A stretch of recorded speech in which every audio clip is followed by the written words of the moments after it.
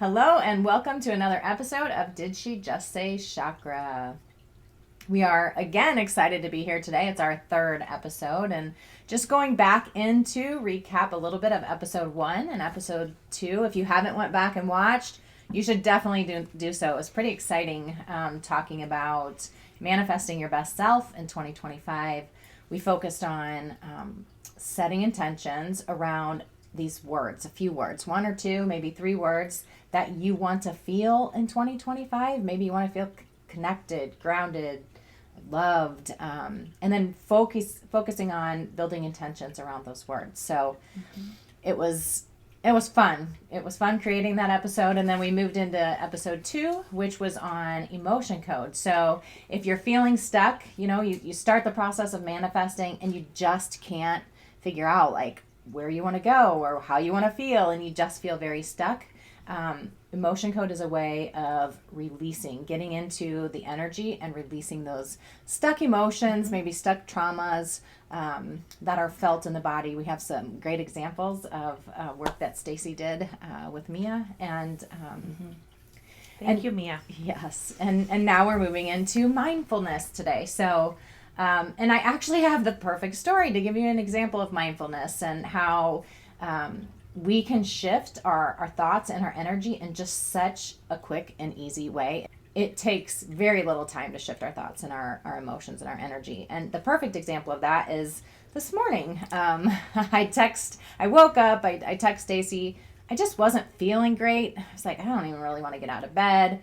I did do my journaling and just kind of started to ease into the day. And then my son Drake was getting ready for school, and he's like, Mom, can you start my car? And sure, walked outside. And by the way, it hasn't been starting for like 3 days. Car. Yeah, because of our temperatures.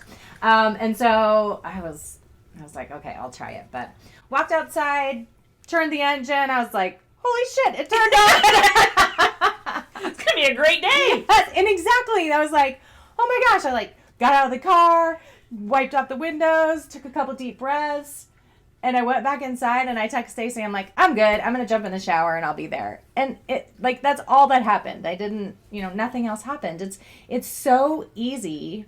And sometimes it isn't even intentional, right? We just need some small trigger or some small situation to kind of shift that energy or that mindset. Some people call them God winks or glimmers even, or a sign from the source or the universe that you can do it. You can shift how your day is going to go, and yes, go for it. Push. Sometimes mindfulness can be scary because it seems like it is this big word and we don't maybe know what it really means. And so mindfulness means that it is about being fully present in that current moment. And so when Nikki went out and started her car, and she probably was like, nothing else matters right now, but the car started. That is all that mattered right there. She was thinking about nothing else but the fact that the car started. Yes. And when we are fully present in our emotions and our feelings, that is all that we need to be worried about, nothing else. Another way of thinking about mindfulness is the author Jon Kabat-Zinn, who was a renowned professor and founder of mindfulness-based stress reduction. He comes up with 9 pillars when you think about mindfulness. And I'm just going to read these 9 pillars slowly, and I want you to think about what is an example in your life that you can attribute to each of these pillars. So acceptance. Accepting that the car started. We're going to celebrate this car today, okay, guys? So not being judgmental when the car doesn't start, right, and celebrating when it does. Trusting that it is there for you to get to and from. Having some patience. Letting go. It's probably the hardest thing for most people to do, is let go of the things they cannot control. What's in your control and what's not. Having gratitude. Not striving for a goal. And I think that's hard because as we grow up, we're always asked to set goals. Yes. Or what are you working towards? Yeah. Or what's the next thing? What's the next big thing? Having generosity. And then finally, having a beginner's mind. So always looking at each day and each moment with a beginner's mindset. Plenty of people really feel and I think myself included, as I've learned over this last year, that mindfulness really is the key to enhancing and maintaining your well-being. I think that the book that we're reading right now with The Artist's Way is like the perfect example of this, right? Because in The Artist's Way, we are encouraged to get up and write three pages, 3 morning pages, they say, almost like a brain dump. And it's like you're putting stuff on the paper and letting go of it to make way for, or make space for what you really want to accomplish or how you want to feel that day. So we're like releasing the shit so we can focus on the good stuff, right? And I've been doing this for 21 days now. So we're 3 weeks into it, and it's really one of the few things that I've shifted. I wake up in the morning, I do my morning pages for, I don't know, 15, 20 minutes, and then I do a meditation after that. And I usually do a meditation based on, kind of how I want to feel that day or what I have going on that day or what maybe headspace I'm in. But just doing that for 21 days, I feel like it has changed my mental, like my state of mind, how I feel, my mood drastically. It's crazy. So when you're journaling, because we know that journaling is a huge part of mindfulness because it brings you in that present moment. And I will say, as a former educator, we all have trouble writing. Now, it doesn't have to be perfect, right? Because you're not writing some like novel. You're just getting thoughts out on paper. Right. What do you mind sharing or being a little vulnerable? And of course, not word for word, and that's a big no-no in this book. You can't share your morning pages. But like, do you find yourself each morning, like, maybe just kind of share a little bit about how you're getting started, or Yeah. So I will say, like, the first couple days that I was in there, I was like, I don't even know what I'm writing. Like, I don't know what I'm supposed to write. I don't really have anything coming up. But as the days go on, it's just something that I'll just know. I'll just start writing, and it'll be something that pertains to maybe something that happened the day before, or just how I'm feeling. Or a lot of times I realize it's stuff that I'm kind of working through. Like when I'm done writing it, I realize, oh, this is something I needed to kind of work through today. Yeah. And I worked through it in the journal. Or the other day, it was the coolest experience. I wrote, and it was kind of an activity from our book, right? But I still did it in my morning pages. I wrote a letter from myself now at age 48 to my 8-year-old self, and then kind of like the things, don't worry about this, don't worry about that, like. And the awareness around how much I've grown as a person, and how much I've changed was way cool. And it must have just been something I needed to hear or process. So those morning pages, it really is like just whatever comes up. Sometimes there's just motivational stuff that comes up, or sometimes I write down, I'm like, I can't get out of my headspace until I write down what I need to do today. I'll just write down, like, prioritize the things I need to get done that day, because I need to get it out before I can do anything else. So, and you don't have to read The Artist's Way to journal. I think that's really important too. And it doesn't have to be in some pretty spiral. Well, it could be, but I think you could even just journal on sticky notes or whatever you have. Yes. We're going to talk next week a little bit more about some specific mindfulness techniques or some of those things. But I think journaling is just a super easy, quick win if you're looking for something to start with. Well, and here's the thing. Like, I have this conversation with my nutrition clients all the time. This is something that costs $0, right? And it creates huge shifts. It's scientifically, it's been proven to create huge shifts. And all it takes is a pen and a pencil and time, right? And so many people just, I don't have time to do it. Well, if you think about how it's going to shift your day, it's really easy to make time for 10 or 15 minutes in the morning to do that, I think. And then once you make it a habit, like do it for 21 days and you start to see the effects, it's life-changing. And so I know in today's world, with like the hustle and bustle and the go, do energy that we have, I think it's really hard for women in general, men and women though, to be like, oh, I should just take 15, like I've got 15 minutes to sit down and do this, right? No, we're like, I got to get up and do this. I got to do this for my kids. I got to go to work. These things are all important. But if you don't start intentionally, And if we don't focus on ourselves, self-love, I know that's like a tough word to hear, but we're not going to be a better mom, a better partner, a better business person, right? Like, we have to recognize the value of filling up our cups first. And man, isn't that true? So a couple things to add to that is, for 20 years I was in education, and I probably worked 70, 80 hours a week at least, right? And it's because I really felt, and I was still working through the feeling that my staff, my students, my families deserve 100% of me, and they deserve all that I can give for the time that I'm in school. And then there's the stuff that comes after that, right? Because you still got to do paperwork and all the other things, or if I said I was going to do something, I got to do it. But there's not that much of me to give, and so knowing that life is short, and the people that really matter are the people within your home. And so how do you balance all of that? How do you really take time to have a healthy career and home and self? But yourself is that number one person. You have to take care of yourself first. Yeah.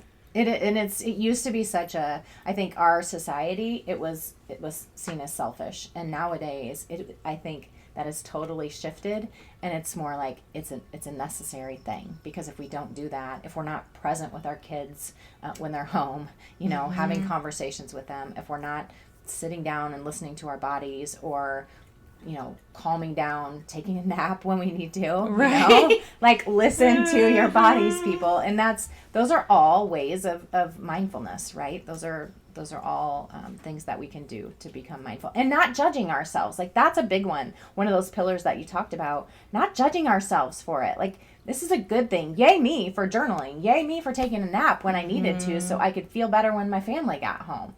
Like, celebrate those things. Don't beat yourself up because you needed those things. We need to celebrate those mindfulness moments. Absolutely. So I just had a follow-up with the concussion doctor, and one of the things that I'm still on these like time limits, right? And so one of the things that I am required to do is take naps, and it's super hard for me. There was a time that my body shut down and I would go into escape mode, and that was a nap. Now I have to change how I see napping as regenerating. Yeah. And seeing it as my body needs to use naps to rebuild and regenerate and recover. Yes, absolutely. There's a study that says that participants who did daily mindfulness sessions for 8 weeks, so just think about this, if, like you said, build that habit, for 8 weeks developed thicker gray matter, and that the area of the brain linked to processing, these are very important, emotions, learning, and memory. So if you just focused on doing daily mindfulness, think about what that can truly do to your brain. There was a later study that also suggests that meditation, so when we added meditation to that, it can enhance the connections between the neural pathways. Yeah. So there's scientific proof that these practices, mindfulness, meditation, being intentional with our day, with our thoughts, with our actions, can really improve the functions in our brain. They can create a healthier you. And again, it costs nothing. Like, right. You don't have to have money to do this. And I think that's really important, because a lot of people think that they don't have access to like the tools and the practitioners. And so if you just start here, what a huge shift this can have. We're going to give you some tools that you can use to add to your toolbox. We encourage you to try them. Just try them out for a week. See what helps. This first one that we're going to share is just breathing. The power of breath and what that can do for your whole entire well-being. I'm going to explain somatic breathing, and this is something that really has changed my way of thinking about how we breathe. I have been in fight or flight definitely for the last almost 10 years since I got my first concussion, and I can gradually feel my body getting out of it.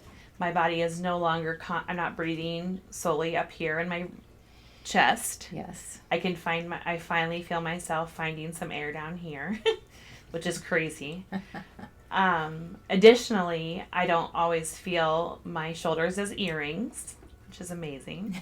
That means that it's starting to finally relax. Yes. Right? So my whole body is not constantly like this. And when we get ourselves out of that fight or flight state, it is a great feeling. So somatic breathing is one way, and please know that there's intention in different types of breathing. Always. So this breathing though is when we breathe through our nose, in through our nose, and out through our nose. And I'm just going to model this for you. I encourage you to try it a couple times and just see how you feel. We're going to use a little bit of imagery with it as well, and we're going to imagine that we have an umbrella. My good friend Pam, who has worked with me on somatic yoga, shared this technique, and she'll just be tickled that I'm sharing this with you all. So imagine, go ahead. And well, I just want to say, if you are driving, just wait until we're done, pause the video here or skip past it and come back to it.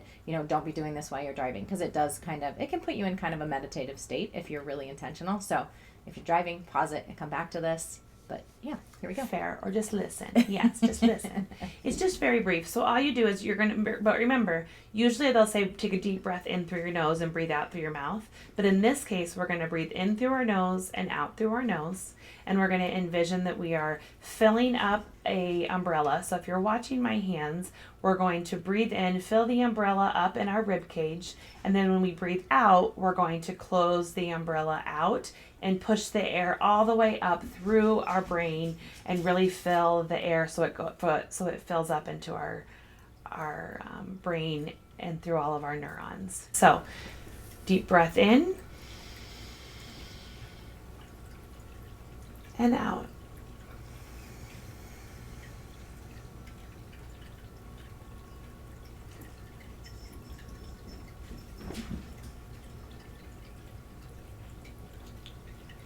And your goal is to hold your inhale and your exhale as long as you can.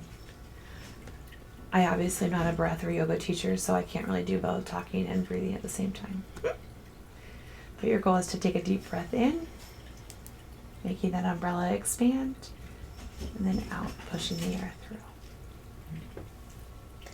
Just taking those few deep breaths, it just grounds you in the moment. Even just, you can feel like you said, your shoulders relax, your body relax, and it's going to help all of those things internally, right, too. So what a great tool. So, okay, mindful breathing or somatic breathing. Yep. Another one is a body scan. So taking your whole body, and I did this a lot with kids when they were upset, and asking them, where do you feel it? When you're upset, where do you feel where you're most upset? Where is your anger?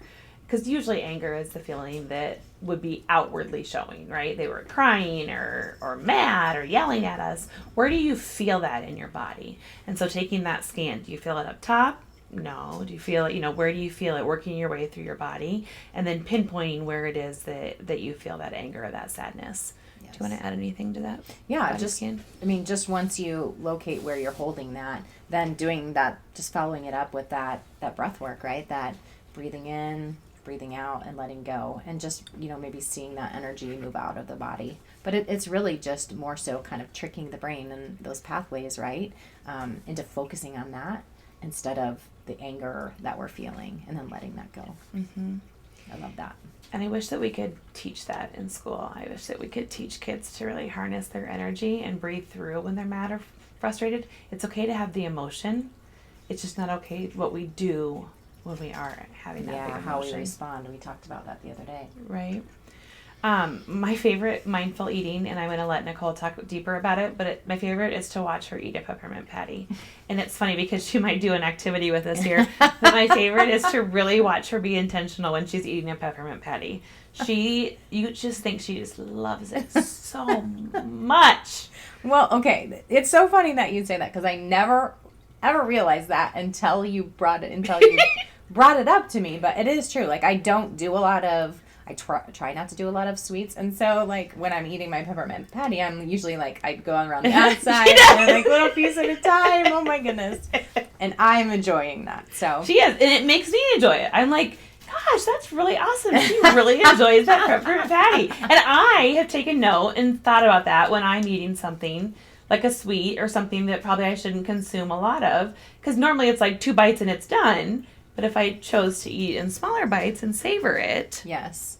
And that, I think mindful eating is so interesting because, I watch a lot of stuff and do a lot of research, and we talk about blue zones, which are like the healthiest places on earth. And in these blue zones, they're eating pasta, they're drinking red wine, they're having these large meals, and you're like, how in the hell are they the healthiest place? And they're eating all this pasta and drinking red wine. But the truth of the matter is, they are doing it in a place where they feel loved, where they feel supported, where their bodies are relaxed, they're happy. It's like this beautiful energy around the food, and they're being mindful when they're doing it. So everything is relaxed, and that the digestive system works so different when we are relaxed, right? And we move things through the body a lot easier. And it's not what we're taught here. Like we were talking the other day about how many times we're car eating, right? Right. Come on, people. And I do it just as much because I'm running here, there, and everywhere. But like that is the worst thing. You're driving in traffic. You're tense. You're throwing food in your mouth. Like we need to be sitting down, having a meal with people we love, our children, our spouses, whoever that is, and then just taking the time to enjoy it and be present, right? Yes. I love that. Yes. And then another one is having a good playlist. This morning I felt fine. I mean, I was in a good mood already this morning. There was nothing that really was upsetting or disappointing, but I didn't get to finish a song in the car when I dropped the girls off. So I came in and I was like, I want to hear the rest of that song. So I started playing it, and then I just cranked the music up to level 10. I don't want to say her name because she'll start playing, but I just had a dance party for a couple hours this morning, and it felt good. It was fun. I think that is such a powerful tool. I have a playlist. Someone helped me create it. It's like a feel-good playlist. I love it. And same thing, dance it out. We talked about emotion code, moving it out. We're moving things out of the body when we're doing two things. We're shifting our mindset, and we're just moving some of that negative energy out of the body. So that's so cool. Yep. And then there's also that time and space for maybe something a little more relaxing or calming. So kind of, knowing the purpose for why you have what you have going on. Yeah. And if you want examples of, songs that you can throw your playlist for a feel good or, like a meditating or low key vibe, just reach out to us. We'd love to help you with that as well. The other thing to think about, and I know it's hard to really say go phone free or, technology free, but in our book also we talked about a reading deprivation. And so just being mindful, even if you spent, so we were supposed to do it for a week. I love to read. I read all the time. Yes. Everything is reading to me. And so that was hard. But I did try to at least devote time each day to not read. And so even if you're mindful and intentional about that, so maybe you don't have your phone or you're not scrolling or reading anything from like 11 to 1. So maybe that's your mindful eating. You kind of like combine it all together into one time slot. Maybe that's when you journal, you've had a snack, just trying to put the pieces together so it's not one more thing, but it's how can I really put all these things together so that I feel good and I'm doing something good for my body. And you can make it easy, right? Like we talked about, and I don't know if it was emotion code or the first episode, but like check-ins throughout the day. Like, are we living aligned? Are we right now feeling connected or loved or grounded? And so if you want to, you can use one of those apps that Stacey talked about, or just throw in a calendar reminder, like take 5 minutes and do a mindfulness activity or a mindfulness reminder or whatever, and do it at breaks in the day where you're going to have time to do that. But